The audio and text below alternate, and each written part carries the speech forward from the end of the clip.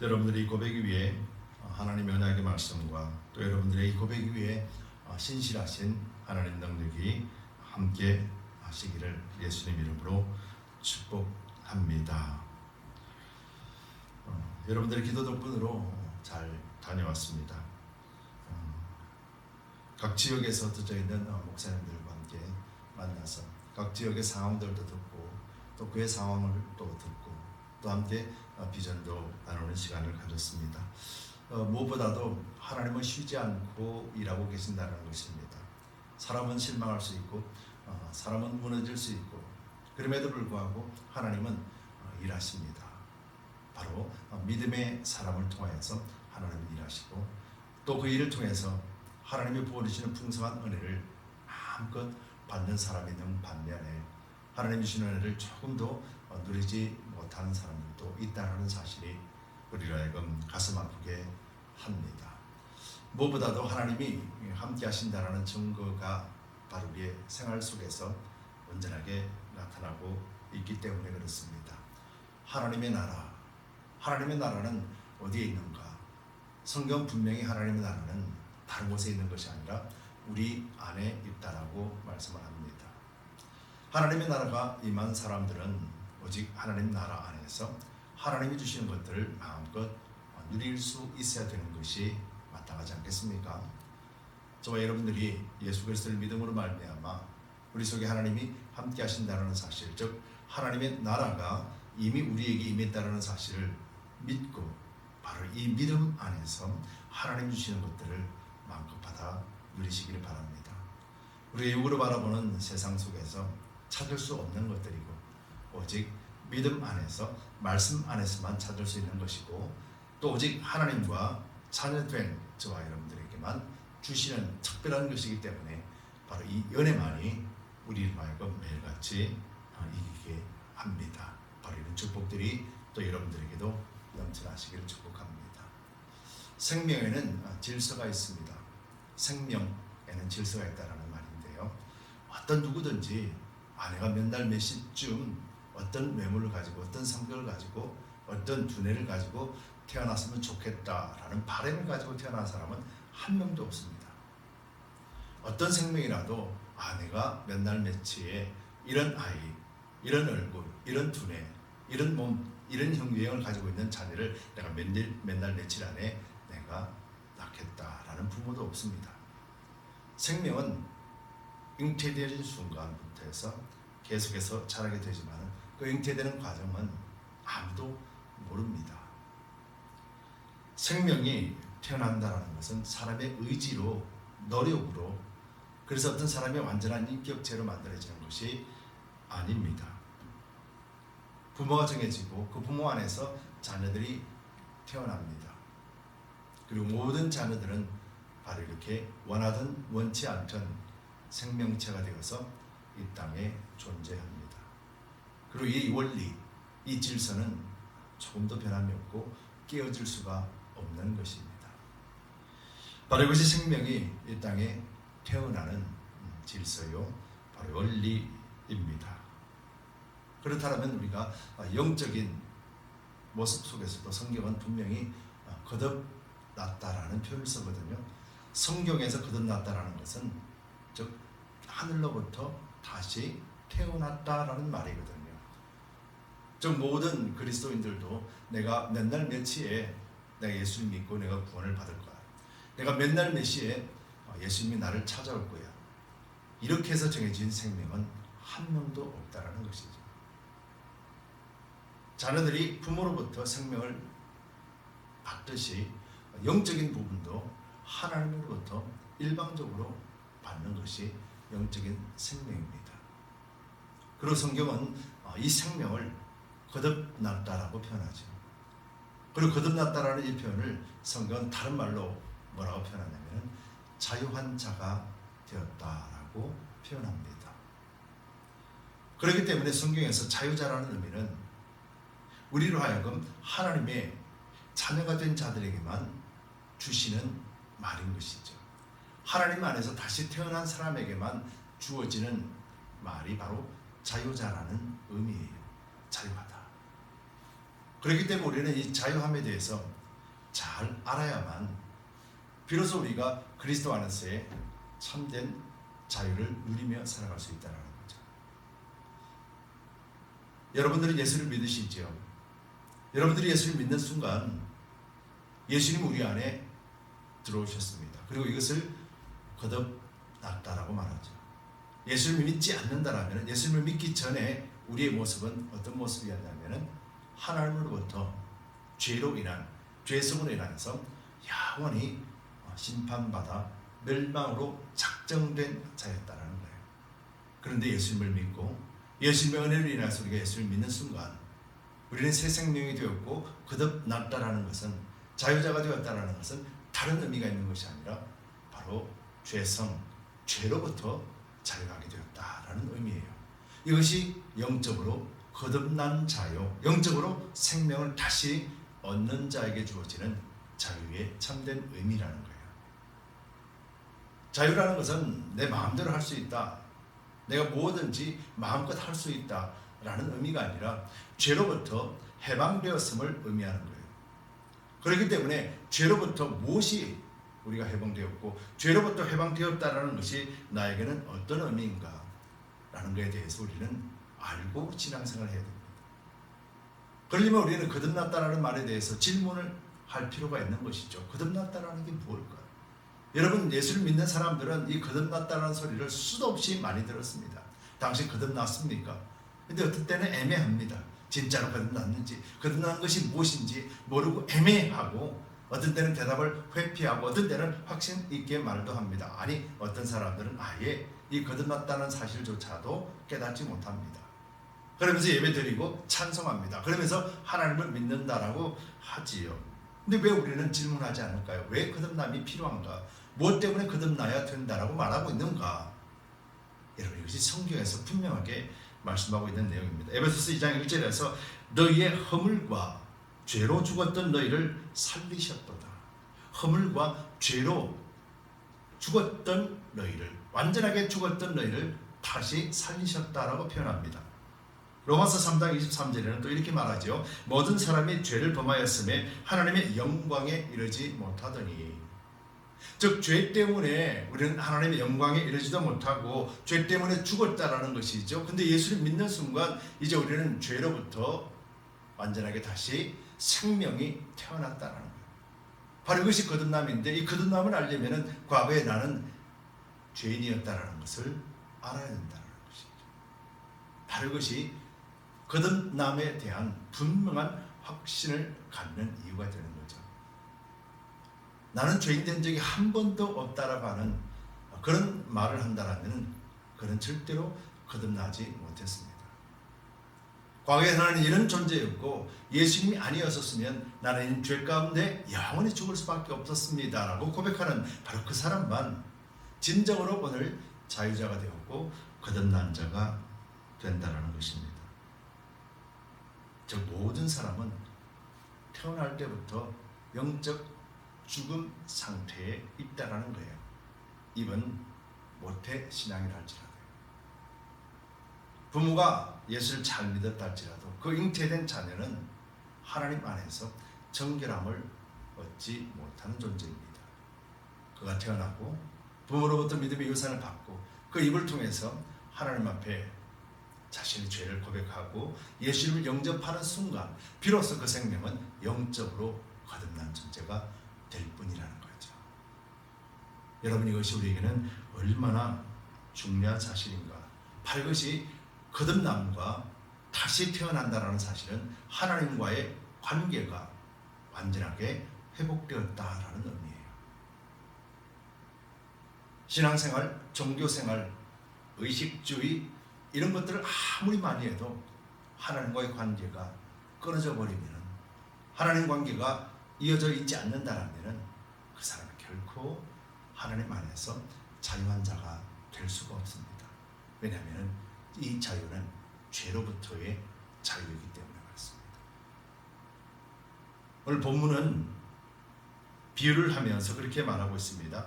음식에 대하여 비유를 말씀합니다. 의식주의에 사로잡혀 있는 사람들, 하나님을 믿는 사람, 율법에서는 이 음식을 먹으면 되고 이 음식은 먹지 말아야 된다라고 여겼던 사람들. 그래서 그것을 철저하게 지킴으로 인해서 나는 하나님의 백성이구나, 나는 구원을 얻었구나 라고 말하는 그들에게 오늘 로마서는 사도 바울이 아니다라고 분명하게 말하고 있는 것이죠. 저 사람은 저 음식을 먹네? 저 사람은 안 먹네? 저 사람은 믿음이 좋아서 먹는 것이고 저 사람은 믿음이 없어서 안 먹는 것이구나. 아니면 저 사람은 전혀 율법을 몰라서 저런 행동을 하는구나. 이런 것이 오늘 본문에서 말하는 내용이에요. 비판하고 판단하는 이유, 음식 먹는 것 때문에 사람을 비판하는 세태, 이것을 지금 로마서를 통해서 말씀해 주고 있는 거죠. 하나님 안에서 거듭난 자, 새 생명을 얻는 자는 바로 이것이 아니라는 거예요. 너희가 아무리 음식을 갈라먹고 아무리 율법을 잘 지키고 율법에서 하지 말라, 율법에서 하라는 걸 다 지켜낸다 한들 너희가 진정으로 그 죄와 죄성으로부터 자유할 수 없다라고 분명히 명시하고 있는 거죠. 바로 그것이 뭘로 나타납니까? 바로 판단하고 정죄로 나타나는 거예요. 여러분, 하나님은 우리를 정죄하지 않으십니다. 하나님은 우리를 판단치 않으십니다. 하나님은 이미 말씀을 하셨기 때문에 그 말씀을 이행하실 분이에요.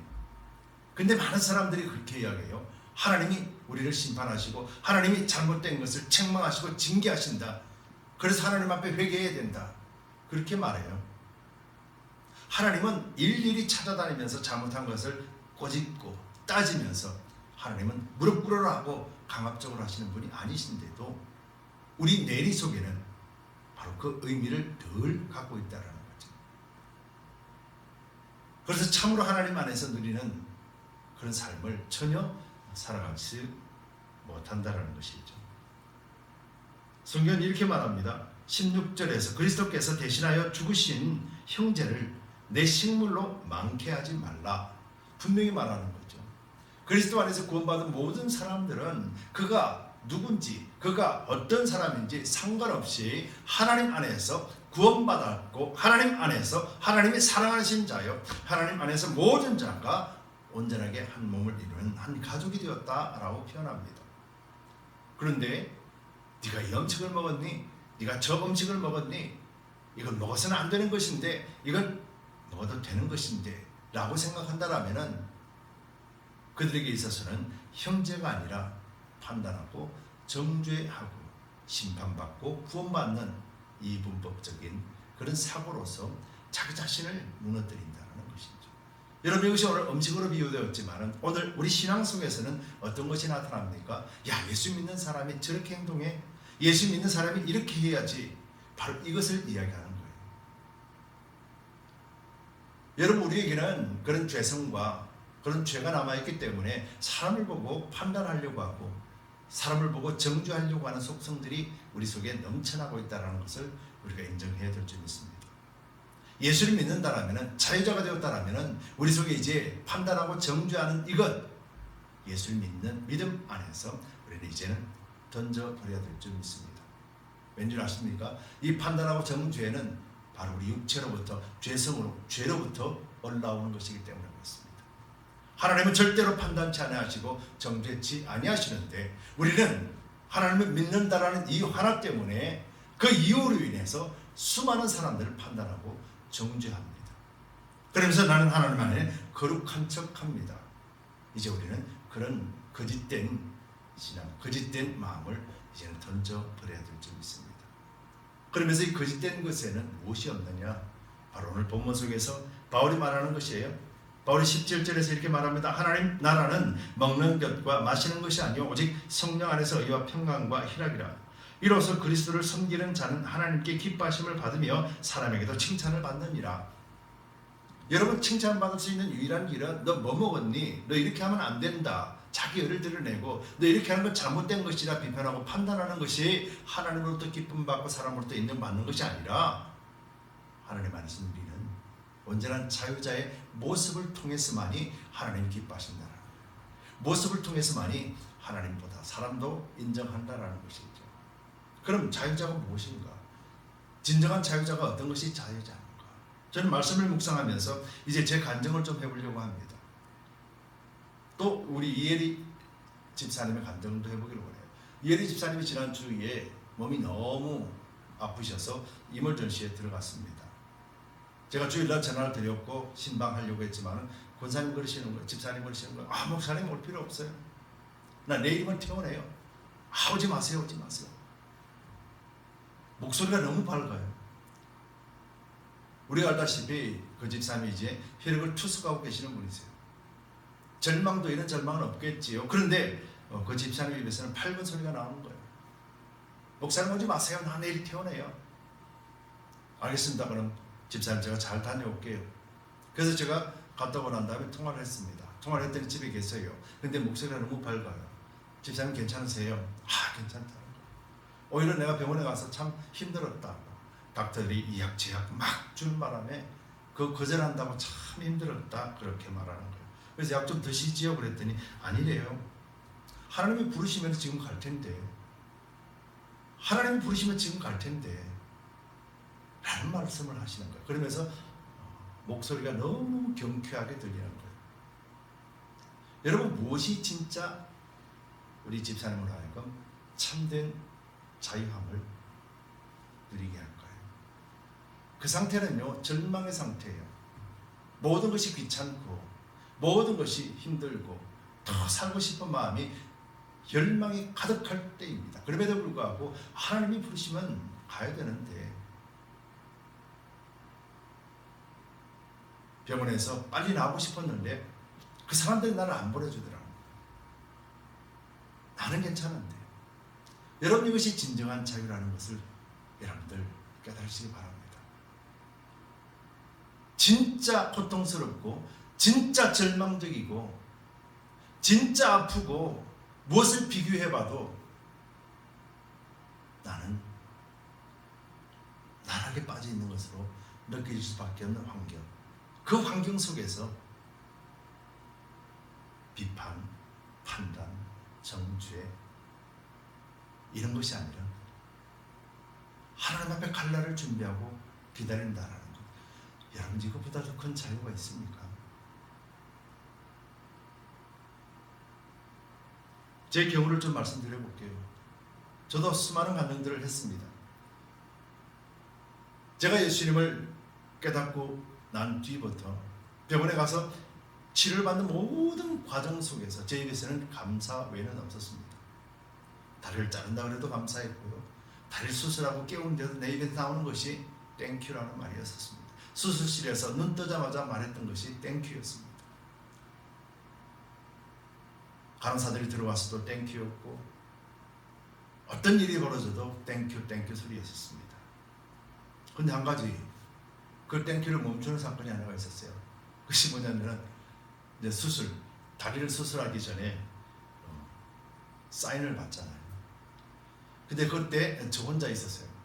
그래서 저는 영어를 다 언더스탠드 못하고, 물론 언더스탠드 못해도 사인하는 것이 맞죠. 왜? 저는 이제 수술할 위에는, 다리 자르는 위에는 방법이 없었기 때문에. 근데도 궁금했어요. 어떤 내용인지. 그랬더니 친절하게도 그 사람이 한국어 할 줄 아는 사람이 데려오겠다고 나갔습니다. 나갔는데 2시간 있어도 안 와요. 한 3시간쯤 되었나? 덩치 좋은 한국 사람 한 명을 데리고 들어옵니다. 들어왔는데 그분이 옷을 입고 있어요. 아마 의사인 것 같아요. 근데 그 사람이 저에게 말을 합니다.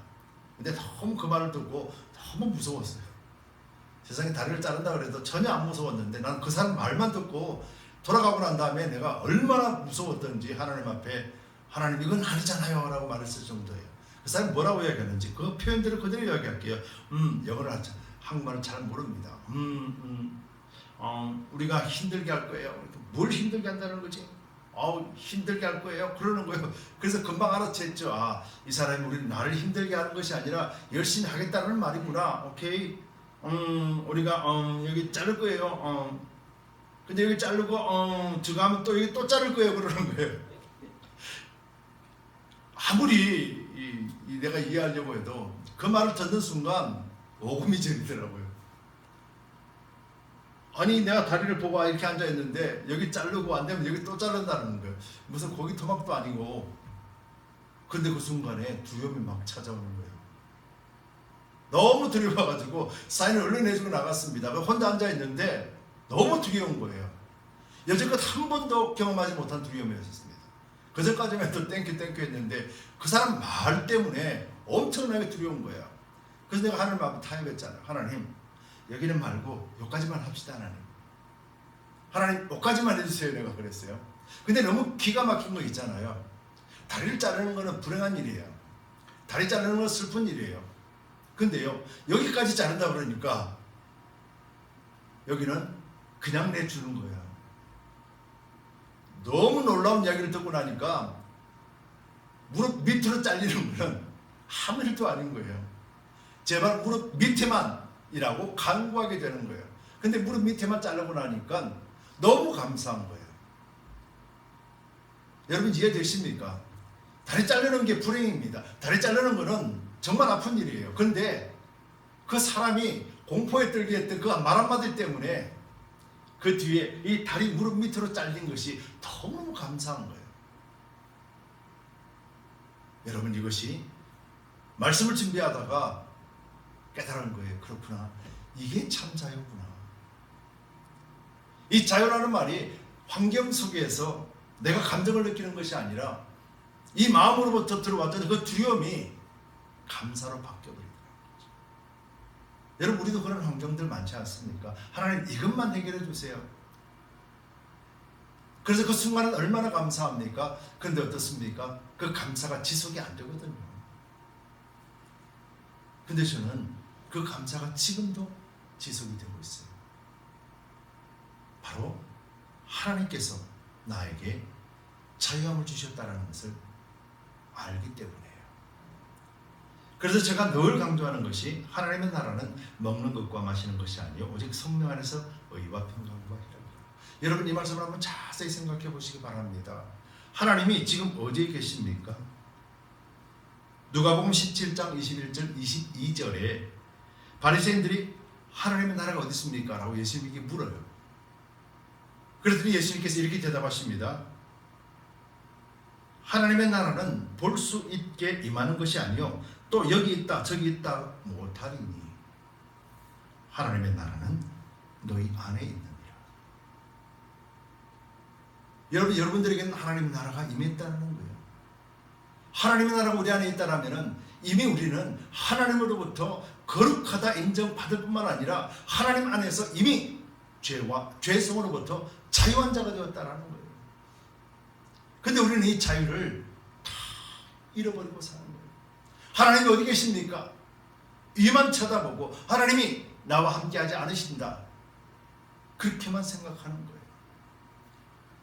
여러분 하나님이 우리와 함께 하시고 우리 안에 이미 하나님의 나라가 임했다라면 하나님의 나라에는 하나님이 주시는 기쁨과 감사와 즐거움과 또 하나님이 통치하시는 백성으로서의 삶을 마땅하게 살 수 있다는 말이에요. 그렇기 때문에 어떤 환경이든 어떤 어려운 상황이 나에게 닥쳐온다 할지라도 그 상황 때문에 절망하는 것이 아니라 하나님이 이 상황을 통해서 나를 어떻게 이끌어 가실 것인가를 알기 때문에 그 믿음 가운데서 우리는 감사할 수 있게 된다는 거죠. 여러분 저는 다리를 자른다고 했을 때 가장 먼저 떠오르는 생각이 뭔 줄 아십니까? 정말 터무니없는 생각이잖아요.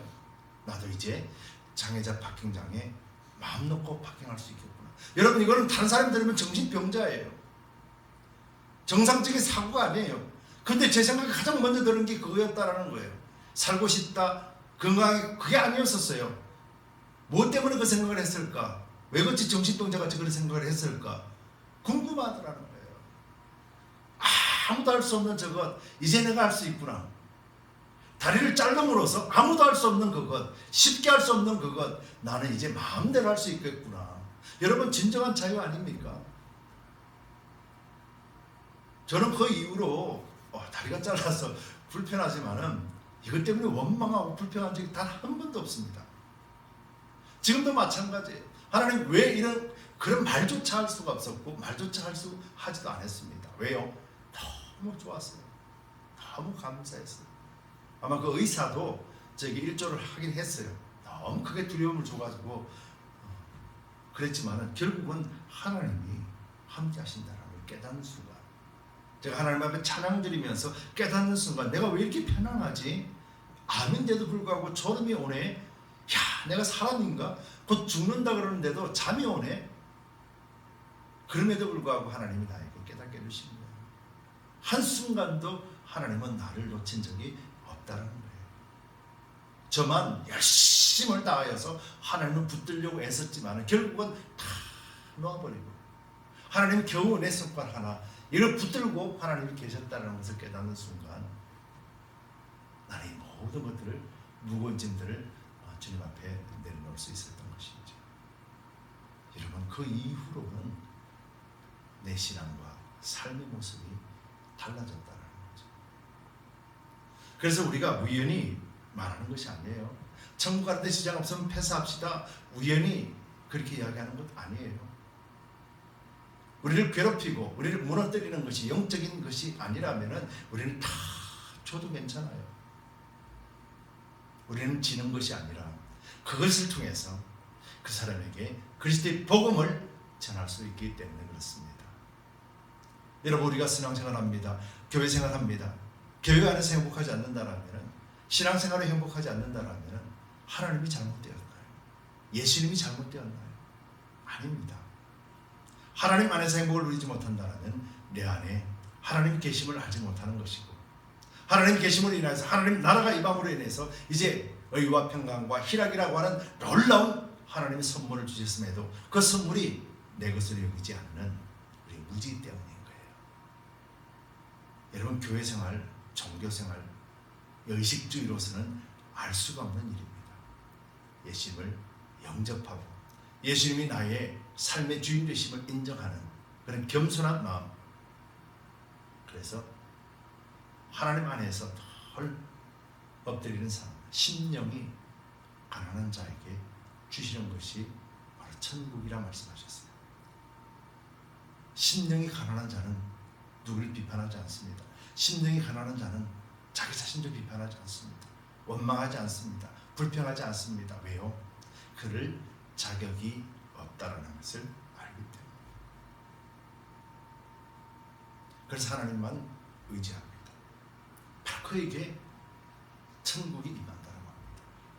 여러분, 우리에게는 이미 예수 그리스도의 십자가를 통하여서, 우리에게는 이미 예수님을 인하여서 우리에게 하나님 나라가 임했다라는 것을 믿으시기 바랍니다.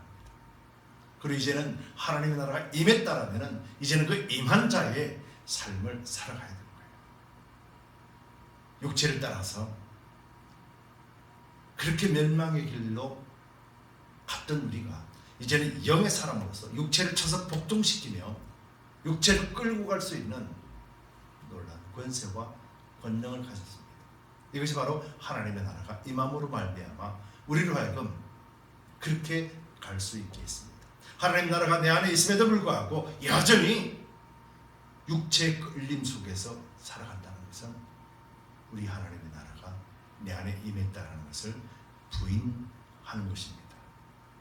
여러분, 하나님 앞에서 부인하는 것, 하나님 안에서 부인하는 것은 바로 불신앙이요 불순종이 되는 거예요. 여러분, 그래서 천국의, 오늘 이 천국의 맛을 모른다면 내일 천국의 맛을 알 수 있을까요? 내가 오늘 그리스도와 함께 사는 것을 잊어버리고 사는데 주님이 다시 오실 날 우리가 구원을 얻을 수 있을까요? 성경은 그렇게 말씀하지 않습니다. 오늘 예수님이 오신 것을 깨닫지 못하면 우리가 마지막 때 주님 앞에 서는 날, 그때 우리는 하나님 안에서 구원을 잃게 될 것입니다. 오늘 내가 하나님의 나라가 임했고 오늘 내가 의와 평강과 희락을 가지고 있음을 깨닫고 이 시간에 누리는 자가 된다면 우리는 오늘, 내일 언제든지 주님 앞에 설 때 우리는 주님 앞에 두 팔 벌려 판정받는 거룩한 백성이 되는 거예요. 여러분, 이것을 절대로 잊지 마시기 바랍니다. 자유자의 삶을 잃어버리지 마시기 바랍니다. 무엇 때문에 이 귀한 것을 잃어버리고 삽니까? 하나님이 십자가를 통해서 예수님이 목숨을 바꾸어서 우리에게 주신 것인데 우리가 그것을 안다라면 이제는 절대로 죄로부터, 죄성으로부터 자유함을 잃어버리지 맙시다. 그래서 우리 죄성으로 나타나는 일들에 대해서 우리가 말씀을 통해서 우리가 쳐서 복종시키는 그런 존재가 됩시다. 여러분, 성령 안에서 의와 평강과 희락을 누리는 사람들은 그 특징들이 나타납니다. 그 특징들은 사람을 이해하려고 합니다. 용서하려고 합니다. 하나 되게 하려고 합니다. 그리고 또 주고 싶은 마음이 생깁니다. 나눠주고 싶은 마음과 그 즐거움으로 인해서, 그 주체할 수 없는 즐거움으로 인해서 사람들을 행복하게 해주려고 합니다. 여러분, 그래서 억지로 되는 것이 아니라 성령 안에서 의와 평강과 희락을 가지고 누리는 사람에게 나타나는 특징인 것이에요. 우리가 예수를 믿는다면서도 불평하고 원망하고 정죄하고 판단하는 것은, 이것은 하나님 주신 것이 아니에요. 하나님 주신 것이 아닌 것이 우리 속에서 나온다는 것은 결국은 하나님이 나를 주장하고 계시지 않다는 것을 스스로가 고백하는 것과 같다는 것이죠. 여러분, 19절 20절 마지막 절에 이렇게 말합니다. 이러므로 우리가 화평의 일과 서로 덕을 세우는 일을 힘쓰나니 성령 안에서 의와 평강과 희락을 가진 자만이 나타나는 현상입니다. 식물을 인하여 하나님의 사업을 무너지게 말라. 만물이 다 정화돼 그리낌으로 먹는 사람에게는 가니라. 우리 입술을 통해서 판단하고 정죄한다면 하나님이 우리를, 그사를 판단하고 정죄하신다는 말이에요. 우리가 성령 안에서 의와 평강과 희락을 누린다면 하나님이 우리와 지금 함께 하심을, 하나님이 주신 값없이 주신 그 은혜들이 우리에게 차고 흔들어 넘치게 하신다는 말씀이죠. 여러분, 교회 공동체는 바로 이런 공동체입니다. 그래서 예수님이 주인 되시고 우리가 몸을 이룰 때 우리는 세상이 감당하지 못하는 그런 믿음의 온전한 한 사람이 되는 것입니다. 그래서 우리는 이 신앙생활이 단순하게 한 사람의 신앙생활이 아니라 연합을 이루고 공동체를 이룸으로 인해서 이 땅을 짓밟고 승리하는 믿음의 공동체가 되어야 됩니다. 그리고는 예수 그리스도의 복음을 전파할 수 있는, 땅 끝까지 이르러 예수 그리스도의 복음을 전가할 수 있는 그런 충만이 우리 두진교회에 넘쳐나야 됩니다. 그래야 할 때 하나님은 우리를 마음껏 축복하시고 사용하십니다. 바로 그 축복과 하나님 사용하시는 그 일에 저와 여러분들이 함께 동참하는 그런 복을 누리시기를 예수 그리스도 이름으로 축복합니다. 기도합시다.